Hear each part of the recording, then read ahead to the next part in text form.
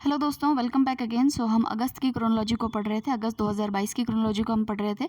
हमने लास्ट जो 6th number का वीडियो देखा था उसके अंदर हमने प्रादेशिक परिदृश्य को पूरा कंप्लीट कर लिया है। आज हम पढ़ेंगे पुरस्कार एवं सम्मान। तो देखते हैं कि इसमें हमको क्या क्या इंपॉर्टेंट खबरें हैं जो पढ़नी है। तो पहला जो हमारा इसके अंदर आर्टिकल है वो नेशनल फिल्म अवार्ड को लेकर के है, राष्ट्रीय फिल्म पुरस्कारों को लेकर के है। तो ये 68वें फिल्म पुरस्कार थे और इसको ये जो पुरस्कार है राष्ट्रीय फिल्म पुरस्कार, ये सरकार के द्वारा जो सूचना प्रसारण मंत्रालय है उसके द्वारा दिया जाता है। और इसके अंदर जो है आपको जो फिल्म्स है और फिल्म से संबंधित मतलब इंडिया में जितने भी रीजनल फिल्म्स हुई, हिंदी फिल्म हुई, उन सभी को इसमें इंक्लूड किया जाता है। तो हमको सारी चीज़ें नहीं याद रखनी, हमको जो कुछ बेसिक सी चीज़ें हैं, कौन सी फिल्म है, कौन सा हीरो है, हीरोइन है, निर्देशक है, तो इन्हीं के बारे में हमको जो है बेसिकली पढ़ना है।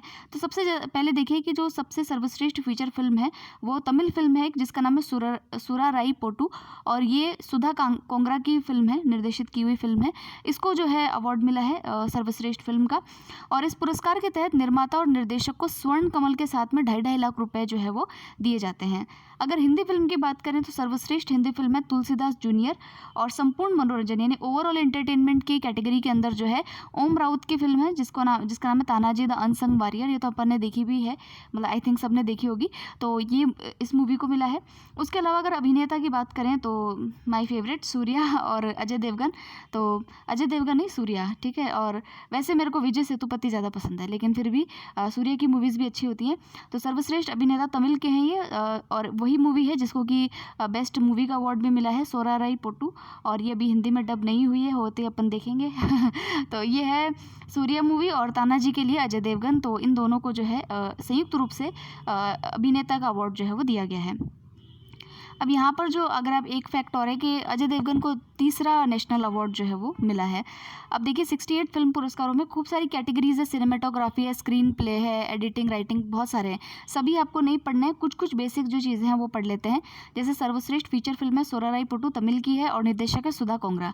निर्देशक जिसकी पहली फिल्म का इंदिरा पुरस्कार जिसको मिला है वो है मंडेला, तमिल की फिल्म है, और निर्देशक है मंडोन अश्विन। फिर है संपूर्ण मनोरंजन वाली तानाजी अनसंग वॉरियर, ये हमने देखी ली। और बाल फिल्म के अंदर अगर हम देखें चिल्ड्रन के लिए जो मूवी है सुमी मूवी है मराठी के अंदर, जिसमें उसको मिला है। और सर्वश्रेष्ठ निर्देशन के लिए ओ दैट्स भानु फिल्म को अवार्ड दिया गया है। अभिनेता का देख ही लिया हमने। संरक्षण के लिए, पर्यावरण संरक्षण के लिए एक फिल्म है कन्नड़ फिल्म तल्ले डंडा, इसको अवार्ड दिया गया है। सर्वश्रेष्ठ अभिनेता हमने देख लिया। अभिनेत्री देख लेते हैं। अपर्णा बालमुरली, तमिल फिल्म सुराराई पोटू के लिए इनको ये अवार्ड मिला है। और सर्वश्रेष्ठ सह अभिनेता है जो है वो बीजू मेनन को मलयालम फिल्म के लिए दिया गया है। और सर्वश्रेष्ठ सह अभिनेत्री लक्ष्मी प्रिया चंद्रमौली है तमिल फिल्म के लिए। तो इतनी सी चीज़ें अगर आप देख लेंगे एक बार तो इतना ही याद रखना है, इससे ज़्यादा तो क्योंकि बहुत सारी लिस्ट है, इतने अपने को याद नहीं रखने हैं। तो अब नेक्स्ट हम चलते हैं। देखिए एक और है कि जो मनोज मुंतशिर हैं, इनका तो आप जानते ही होंगे, और ये हिंदी फिल्म लिरिक राइटर हैं, और इनको सर्वश्रेष्ठ गीतकार फिल्म साइना के लिए जो है वो अवार्ड दिया गया है। फिर चलते हैं हम, अगर गैर फीचर फिल्म की कैटेगरी में देखें तो सर्वश्रेष्ठ जो अवार्ड है इसमें, मतलब स्वर्ण कमल अवार्ड जो है वो सर्वश्रेष्ठ गैर फीचर फिल्म टेस्टिमनी ऑफ एना को दिया गया है। और निर्देशन के लिए ओ दैट्स भानु फिल्म के जो निर्देशक है आर.वी. रमानी, उनको ये अवार्ड दिया गया है। फिर हम देखते हैं कि अन्य पुरस्कारों के अंदर क्या है। अन्य पुरस्कार में देखिए सिनेमा पर सर्वश्रेष्ठ पुस्तक जो है किश्वर देसाई के द्वारा अंग्रेजी में एक पुस्तक लिखी गई है द लॉन्गेस्ट किस, इसको स्वर्ण कमल मिला है। और सर्वाधिक फिल्म मित्र राज्य जो है, मोस्ट फ्रेंडली जो स्टेट है, फिल्म फ्रेंडली स्टेट जो है, उसका अवार्ड मध्य प्रदेश को मिला है। और इसके अलावा जो स्पेशल मेंशन है वो उत्तर प्रदेश उत्तराखंड का भी किया गया है कि भाई यहाँ पर भी जो है शूटिंग फ्रेंडली काफ़ी ज़्यादा है ये। और ये सब चीज़ें हो गई है। अब नेक्स्ट देखते हैं जो पेजेंट फेमिना मिस इंडिया प्रतियोगिता है वो कर्नाटका की सिनी शेट्टी ने जो है वो जीती है। ये 58th प्रतियोगिता थी जिसको कि फेमिना क्या कहते हैं, फेमिना मिस इंडिया वर्ल्ड कहा गया है। और इसको सिनी शेट्टी जो कि कर्नाटका की है उन्होंने जीता है। उसके अलावा रनर अप इसमें रही है रूबल शेखावत और श्रीनेता चौहान। फिर हम चलते हैं नेक्स्ट, प्रोफेसर कौशिक राजशेखर जो है उनको ग्लोबल एनर्जी प्राइज़ जो है उससे सम्मानित किया गया है। तो ये देख लेते हैं क्या अवार्ड है ये। तो ये जो अवार्ड है ये ग्लोबल एनर्जी प्राइज़ जो है, एक आप नाम से एक सो सिद्ध है कि भाई इन्होंने कुछ एनर्जी एफिशिएंट वर्क किया होगा। पहली चीज़ तो ये भारतीय मूल के हैं, लेकिन यूएस का जो ह्यूस्टन विश्वविद्यालय है वहाँ पर इंजीनियरिंग के प्रोफेसर हैं और वहाँ पर इन्होंने ट्रांसपोर्टेशन के लिए यानी परिवहन के लिए विद्युतीकरण और जो ऊर्जा दक्षता है उसमें इन्होंने टेक्नोलॉजी का कुछ डेवलपमेंट किया है, इसलिए इनको ये अवार्ड के लिए चुना गया है। और इम्पॉर्टेंट बात यह है कि 119 नामांकन जो है नॉमिनेशंस आए थे, उसमें से सिर्फ जो है 3 लोगों का चयन हुआ है और जिसमें इनको भी जो है चुना गया है। अब इनको रशिया के अंदर जो है ये पुरस्कार दिया जाएगा। फिर नेक्स्ट देखिए फील्ड्स मेडल, ये क्या है, तो ये मैथमेटिक्स के क्षेत्र में दिया जाने वाला पुरस्कार है। तो देखिए ये जो फील्ड्स मेडल होता है ये गणित के क्षेत्र का नोबेल पुरस्कार माना जाता है और इसको जो है आपका ये अभी इस बार वाला 2022 वाला जो है यूक्रेन की गणितज्ञ है मैरिना वियाजोवस्का, उनको ये पुरस्कार जो है वो दिया जाएगा। और उनके साथ 3 लोग और हैं जो फ्रांस, अमेरिका और ब्रिटेन से बिलोंग करते हैं, ह्यूगो डुमिनल कोपिन, जून ह्यू और जेम्स मेनार्ड। इन 4 लोगों को जो है ये पुरस्कार दिया जाएगा। और ये जो यूक्रेन की जो गणितज्ञ हैं महिला हैं ये, और इन्होंने जो है एक समान गोले को अष्ट आयामी ढांचे में बहुत ही सघन अवस्था में रखने की दिशा में कार्य किया है। तो अब ये मुझे भी समझ में नहीं आया क्या है ये, लेकिन आप इतना ध्यान रखिएगा कि फील्ड्स मेडल जो है यूक्रेन की महिला गणितज्ञ हैं उनको दिया गया, जिनका नाम है मेरिना वियाजोवस्का। और इसको जो है फील्ड्स मेडल को गणित का नोबेल कहा जाता है और इसको इंटरनेशनल मैथमेटिकल यूनियन के द्वारा जो है प्रत्येक 4 साल में एक बार दिया जाता है और 40 साल से कम उम्र के जो गणितज्ञ होते हैं उन्हीं को ये अवार्ड दिया जाता है। इसमें 15,000 कैनेडियन डॉलर लगभग 9 लाख रुपए का सम्मान जो है वो दिया जाता है। इसमें और भी चीज़ें हैं जैसे भारतीय मूल के किन व्यक्तियों को दिया गया। तो लास्ट आप देखेंगे कि 2018 में प्रिंसटन 2018 में उन्नत अध्ययन संस्था के अक्षय वेंकटेश, प्रिंसटन विश्वविद्यालय में गणित विभाग के मंजुल भार्गव, इन दोनों को जो है ये अवार्ड से सम्मानित किया जा चुका है। मतलब अब तक 2 भारतीय मूल के लोग हैं जो फील्ड्स मेडल से अवार्ड सम्मानित हो चुके हैं। फिर देखिए जेसी डेनियल अवार्ड जो है उसमें क्या है वो देखते हैं। तो देखिए जेसी डेनियल अवार्ड जो है ये केरला के द्वारा, केरला जो फिल्म इंडस्ट्री है, मलयालम फिल्म इंडस्ट्री है, उसके द्वारा दिया जाता है। थोड़ा अगर लैंग्वेज का अगर आपको समस्या हो तो मैं जैसे एक बार यहाँ पर बताती हूँ। जैसे यहाँ केरला है तो केरला में मलयालम बोली जाती है। अगर तमिलनाडु की बात करें तो तमिल बोली जाती है। कर्नाटका साइड देखा जाए तो वहाँ कन्नड़ बोली जाती है। तो ये तीनों अलग अलग फिल्म इंडस्ट्रीज़ हैं। तो यहाँ पर देखिए कि जो मलयालम फिल्म इंडस्ट्री है तो वहाँ के जनक जो हैं वो जेसी डेनियल को माना जाता है और उन्हीं की स्मृति में जो है ये पुरस्कार जेसी डेनियल अवार्ड जो है वो दिया जाता है। तो अभी मलयालम के एक फिल्म निर्माता है जिनका नाम है केपी कुमारन, इनको ये अवार्ड दिया गया है। इसमें 5 लाख रुपए की राशि जो है वो दी जाती है और अब तक जो है ये 27 व्यक्तियों को दिया जा चुका है और इसके पहले वितरक थे, जो पहले जिनको दिया गया था वो थे टी.ई. वासुदेवन। तो इतना भी याद ना रहे तो अभी का ध्यान रखिएगा आप कि ये जो है क्या नाम है इनका, केपी कुमारन जो है उनको ये जेसी डेनियल अवार्ड जो है वो दिया गया है। अब देखते हैं राउंड अप में क्या क्या न्यूज़ है। अब देखिए जो वन लाइनर पुरस्कार है, हालांकि ये फर्स्ट वाला तो हमने जो फर्स्ट हमारा जो वीडियो था उसमें हमने पढ़ा भी था कि हमारे भारतीय सेना के जो पूर्व जो प्रमुख जनरल रहे हैं मनोज मुकुंद नरवणे, उनको भारत और अमेरिका के संबंधों को मजबूत करने की दिशा में एक अवार्ड से सम्मानित किया गया जिसका नाम है US India strategic partnership forum award.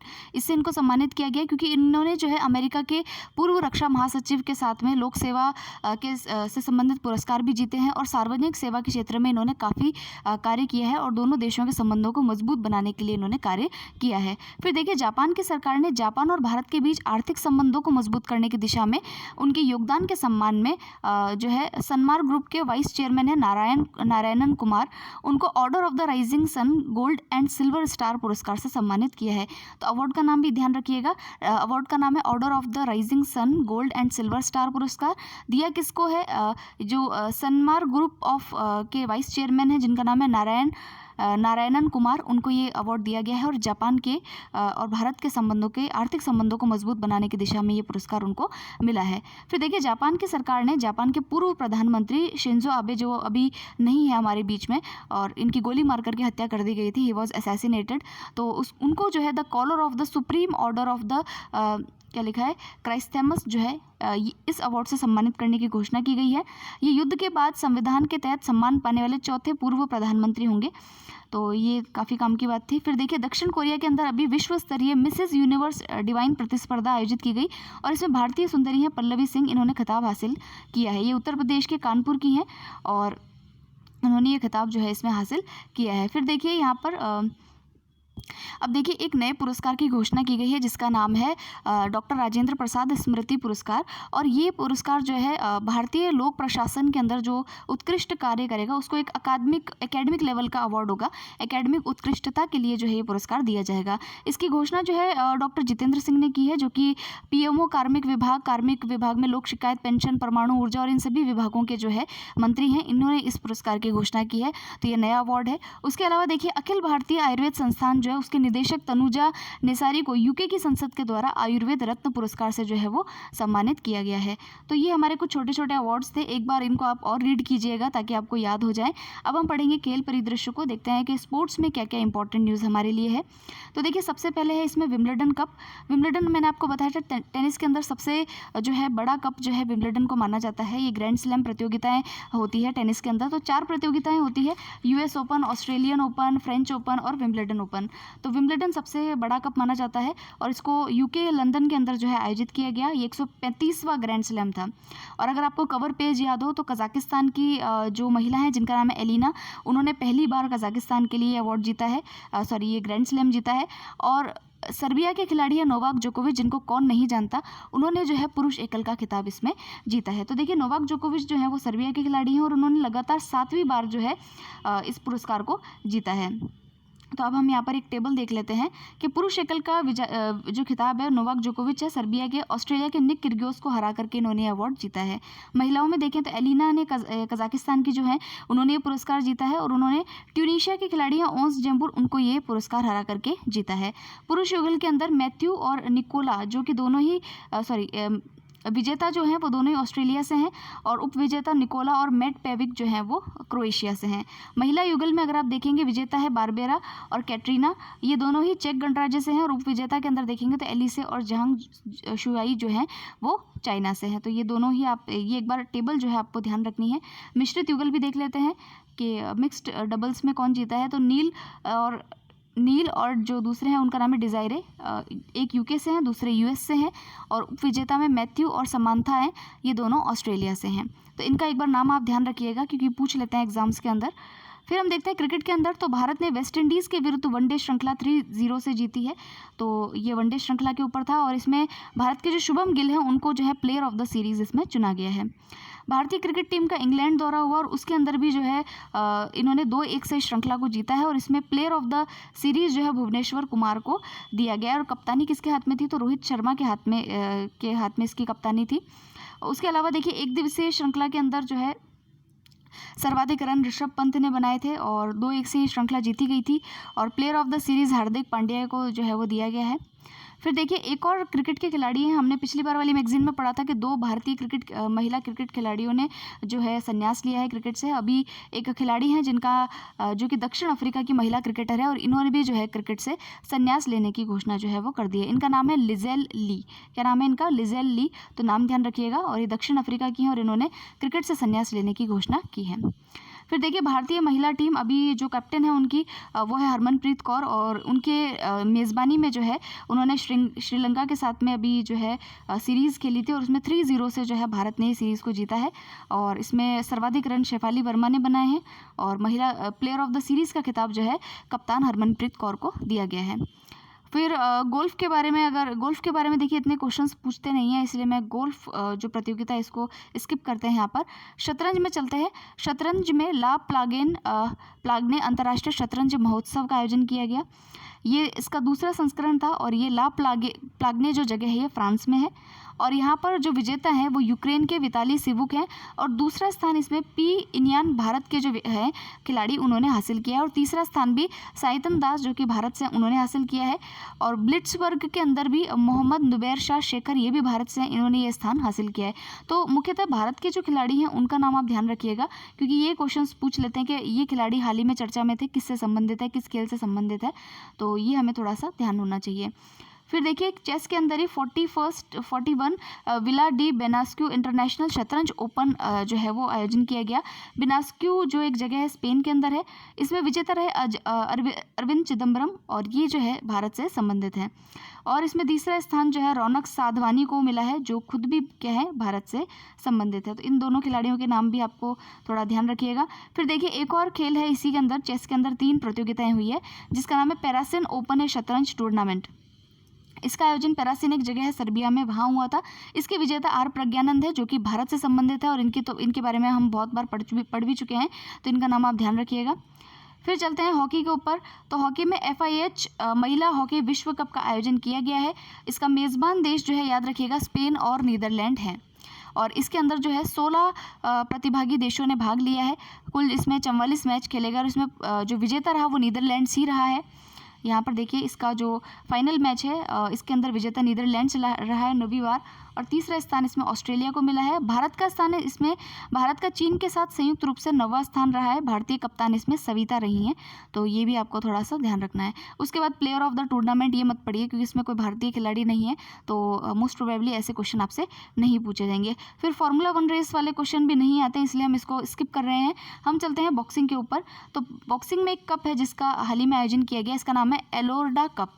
तो ये जो एलोर्डा कप है इसका आयोजन जो है आपसे पूछ लिया जाएगा कि हाल ही में चर्चा में रहा एलोर्डा कप जो है वो किससे संबंधित है, तो आपको पता होना चाहिए कि ये बॉक्सिंग से संबंधित है। तो इसमें देखिए कि भारत ने जो है पदक तालिका में कुल 14 पदक हासिल किए हैं और 2 स्वर्ण 2 रजत और 10 कांस्य पदक जो है वो इसमें भारत ने जीते हैं। और इसका आयोजन जो है वो कजाकिस्तान में हुआ है, नूर सुल्तान नाम की जगह पर। पहली बार ही ये कप जो है वो आयोजित किया गया है। तो ये कुछ काम की बात थी। स्वर्ण पदक विजेता के नाम देख लेते हैं कि स्वर्ण पदक जो है गीतिका और अल्फिया पठान ने जो है वो जीते हैं बॉक्सिंग के अंदर। रजत पदक में के श्रीनिवासन और जमुना बोरो ने जीता है। कांस्य पदक में साक्षी, नीमा, सोनिया, ज्योति और इतने नाम तो खैर आपको याद नहीं रहेंगे, लेकिन आप बेसिकली जो स्वर्ण पदक विजेता हैं गीतिका और अल्फिया पठान, इनके नाम जो है आप याद रखें। फिर चलते हैं हम निशानेबाजी पे। भारत क्योंकि निशानेबाजी के अंदर तो बहुत ज़्यादा हमारे यहाँ खिलाड़ी भी हैं। मैंने ये देखा है कि जहाँ पर भी फेयर गेम होता है ना तो वहाँ खिलाड़ी हमेशा ज़्यादा होते हैं। जैसे कि शूटिंग जो होता है उसके अंदर जो लैपटॉप होता है आपका या स्क्रीन होती है ऑनलाइन जो होती है उसके ऊपर आपको टारगेट्स सेट करने के लिए दिए जाते हैं। जब आपकी कोई भी प्रतियोगिता होती है तो उसमें हेर फेर की संभावना काफ़ी कम रहती है कि जहाँ पर आपका मानवीय या मैनुअल हस्तक्षेप सबसे कम होता है वहाँ पर हेर फेर सबसे कम ही रहता है। तो यहाँ शूटिंग में सबसे कम है इसलिए खिलाड़ी सबसे ज़्यादा आपको यहीं मिलेंगे। सबसे ज़्यादा लोग जो है वो शूटिंग में जो है आगे आ रहे हैं। तो देखिए यहाँ पर एक चैंपियनशिप है, इसका नाम है ISSF विश्व कप। ये हुआ था चांगवान में जो कि दक्षिण कोरिया के अंदर है और इसमें भारत ने 5 स्वर्ण पदक जीते हैं और पदक तालिका में शीर्ष स्थान जो है वो हासिल किया है। तो अगर हम देखें कि स्वर्ण पदक हासिल करने वाले खिलाड़ी कौन कौन हैं तो अर्जुन बबूता, ऐश्वर्य प्रताप सिंह तोमर और मेहुली घोष, तुषार साहू और उसके अलावा अर्जुन बबूता और तुषार साहू व पार्थ मखीजा ये एयर राइफल टीम पुरुष में और मेराज अहमद खान स्कीट मैन में जो है इन्होंने पदक हासिल किए हैं। नाम नहीं याद रहता तब भी कोई दिक्कत नहीं, लेकिन आप एक बार पढ़िए ज़रूर कि ये कहाँ पर जो है अभी आयोजित की गई। तो मैं ये कहूँगी कि अगर खेल है तो जैसे टेनिस है तो टेनिस के तो आपको चारों कप पता होने चाहिए। और क्रिकेट वगैरह की अगर बात हो, क्रिकेट है, एथलेटिक्स है या फिर बॉक्सिंग है, तो उसमें जो रिसेंट खेल होते हैं तो उनको आप थोड़ा सा ध्यान में रखें। उसके अलावा जैसे कि ओलंपिक्स है और अभी कॉमनवेल्थ गेम्स है तो इन पे खास फोकस रखें। छोटी छोटी चीज़ों को याद करने में मुझे लगता है कि समय नहीं बर्बाद करना चाहिए। जो मुख्य मुख्य बातें होती है उसी को हमको जो है वो लेकर के चलना चाहिए। जैसे कि अभी मैंने आपको फार्मूला 1 रेस वाला क्वेश्चन हटवा दिया, उसको नहीं पढ़ना है आपको क्योंकि अभी तक किसी एग्जाम में कोई क्वेश्चन आया नहीं फार्मूला 1 रेस को लेकर के, तो हमें उसको नहीं पढ़ना चाहिए। फिर देखिए एथलेटिक्स को लेकर के विश्व एथलेटिक्स चैंपियनशिप अभी आयोजन हुई है और अमेरिका के ऑरेगोन नामक राज्य में इसको आयोजित किया गया है। अब देखिए इसके अंदर जो शीर्ष स्थान है वो अमेरिका ने ही हासिल किया है। भारत में सिर्फ एकमात्र जो खिलाड़ी है जिसने हमारे लिए पदक जीता है वो है रजत पदक जीता है, वो है नीरज चोपड़ा। और इन्होंने भाला फेंक में आप जानते हैं कि इसके अंदर इन्होंने पदक जीता है। तो नीरज चोपड़ा विश्व एथलेटिक्स चैंपियन में रजत पदक जीतने वाले पहले भारतीय हैं। और इससे पहले लंबी कूद में अंजू बाबी जॉर्ज जो है उन्होंने 2003 में जो है कांस्य पदक इसमें जीता था। तो बस इतना ही इसमें आपको ध्यान रखना है। और इस एथलेटिक्स चैंपियनशिप के बारे में इन्होंने पूरी चीज़ें दी है डिटेल से, बट मुझे नहीं लगता कि इसको आपको पूरा जो है वो ध्यान में रखना चाहिए। फिर हम चलते हैं आगे। फिर देखिए कुछ कॉमनवेल्थ गेम्स से संबंधित चीज़ें हैं कि कॉमनवेल्थ गेम्स के अंदर यानी राष्ट्रमंडल खेलों में 2 हमारे खिलाड़ी हैं, एक एस धनलक्ष्मी और दूसरे ऐश्वर्या बाबू। इनको डोपिंग टेस्ट में जो है विफल घोषित कर दिया गया है और ये दोनों ही जो है एक तो क्या कहते हैं, एक तो त्रिकूद में है, आई थिंक स्प्रिंट के अंदर है और एक एथलेटिक्स में, दोनों एथलेटिक्स के अंदर है और इनको जो है दोनों को ही प्रतिबंधित किया है डोपिंग में फेल होने के कारण। फिर देखिए कि बैडमिंटन के अंदर एक ओपन मैच हुआ है जिसका नाम है सिंगापुर बैडमिंटन ओपन और इसको महिला विजेता हमको याद रखनी है क्योंकि ये इंपॉर्टेंट है। महिला विजेता इसकी पीवी सिंधु रही हैं और इससे पहले 2010 में महिला एकल में साइना नेहवाल ने ये खिताब जीता था। फिर देखिए 4 नेशन पैरा बैडमिंटन चैंपियनशिप का आयोजन डबलिन आयरलैंड में किया गया है और इसमें स्वर्ण पदक विजेता है मनदीप कौर, तो ये भी हमारे लिए इम्पॉर्टेंट है और भारत जो है 11 पदकों के साथ में 11 पदक जो है भारत ने इसमें हासिल किए हैं। तो ये हो गया। अब देखते हैं इसमें खेल संक्षिप्त की यानी स्पोर्ट्स इन शॉर्ट में क्या क्या है। तो 36वें राष्ट्रीय खेलों का आयोजन जो है वो गुजरात में किया जाएगा। तो आप इसमें नाम ध्यान रखिएगा कि भाई कहाँ पर ये राष्ट्रीय खेल नेशनल गेम्स का आयोजन कहाँ हो रहा है। तो देखिए 35वें खेल 2015 में जो है केरल में आयोजित किए गए थे और 36वें जो ये स्पोर्ट्स हैं ये अभी 2022 के अंदर आयोजित किए जाएंगे सितंबर से अक्टूबर महीने के बीच में और ये आयोजित किए जाएंगे गुजरात में। तो आपको दोनों ही जो है इसको ध्यान रखना है, इसमें इंडोर आउटडोर दोनों ही गेम्स आयोजित किए जाएंगे। फिर देखिए आईसीसी महिला एक दिवसीय विश्व कप 2025 की मेज़बानी जो है वो भारत करेगा। तो आईसीसी यानी कि इंटरनेशनल जो क्रिकेट है उसमें जो महिला एक दिवसीय विश्व कप है उसकी मेज़बानी इस बार जो है वो भारत को मिलेगी और अंतर्राष्ट्रीय क्रिकेट परिषद ने 26 जुलाई 2022 को आयोजित बैठक में 5 साल का भविष्य द्वारा जो कार्यक्रम है वो तय किया है और महिलाओं का T20 वर्ल्ड कप 2024 में बांग्लादेश में आयोजित किया जाएगा और एक दिवसीय विश्व कप भारत में आयोजित किया जाएगा और T20 वर्ल्ड कप जो है वो इंग्लैंड में आयोजित किया जाएगा। तो ये सारी इनकी प्रोग्राम है आगे का। तो ये ध्यान रखिएगा कि जो हमारे भारत में जो है महिला एक दिवसीय विश्व कप जो है वो आयोजित किया जाएगा 2025 में। फिर देखिए वर्ष 2028 के लॉस एंजलिस ग्रीष्मकालीन ओलंपिक खेलों के कार्यक्रम की भी घोषणा कर दी गई है। लॉस एंजलिस अमेरिका में है और 2028 के जो ग्रीष्मकालीन ओलंपिक और पैरा ओलंपिक गेम्स है वो जो है यूएसए के अंदर जो है वो आयोजित किए जाएंगे। तो ये सारी चीज़ें हैं और फिर जब आयोजित होंगे तब तो और चीज़ें आएंगी ही इनके बारे में। तो ये था आज हमारा खेल और स्पोर्ट्स के और जो पुरस्कार सम्मान है उसके संबंधित खबरें। तो इनको आप एक बार फिर से पढ़िएगा और जो आपको, क्योंकि फैक्चुअल न्यूज़ है तो ज़्यादा समझाने जैसा इसमें कुछ है नहीं। तो अब नेक्स्ट वाला जो हमारा वीडियो होगा उसमें हम पढ़ेंगे अपॉइंटमेंट्स के बारे में और जो आई थिंक जो है लास्ट वीडियो आपका बनेगा जिसके अंदर हम सामान्य जो मिसलेनियस टॉपिक्स हैं उन सभी को कवर करेंगे। तो आप बताइएगा आपको कोई और कोई क्वेरी हो तो मिलते हैं नेक्स्ट वीडियो में। Thank you very much.